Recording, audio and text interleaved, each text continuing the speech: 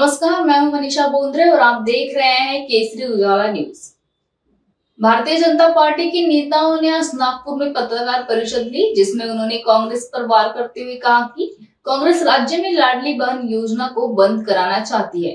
कांग्रेस को आने वाले विधानसभा चुनाव में हार का डर सता रहा है, इसलिए वह इस योजना को बंद करना चाहती है।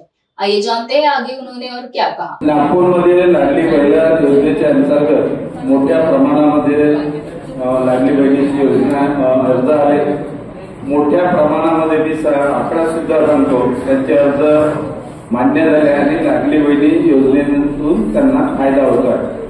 काँग्रेस, राष्ट्रवादी काँग्रेस, शरद पवार गट आणि उभाटाचे काही कार्यकर्ते, नेते, मुख्यतः नेते हे मित्रांना हाताशी पकडून या योजनेच्या विरोधामध्ये हायकोर्टात जाऊन या ठिकाणी याच्यावर पुन्हा बंदी घालण्याचा प्रयत्न करत आहे। लाडली बहीण योजनेमध्ये घरकाम करणारे किंवा सामान्य घरातील महिलेला तिच्या संसारात थोडा हातभार लागून आणि महिलांचं सक्षमीकरण व्हावं, सबलीकरण व्हावं, सन्मानपूर्वक तिला जगता यावं, तिच्यामध्ये शैक्षणिक दर्जा तिच्या घरच्या मुलीचा उंच व्हावा, यासाठी महाराष्ट्र सरकारने आणलेली ही योजना आहे। मी माननीय एकनाथराव शिंदे, देवेंद्र फडणवीस साहेब आणि अजित पवार दादांचं जिल्हा भाजपच्या वतीनं अभिनंदन करतो आणि काँग्रेसवाल्यांनी नागपूर जिल्ह्यातल्या सर्व लाडल्या बहिणींची माफी मागावी, जाहीर माफी मागावी, आपलं नाक रगडावं अशा प्रकारची मागणी करतो।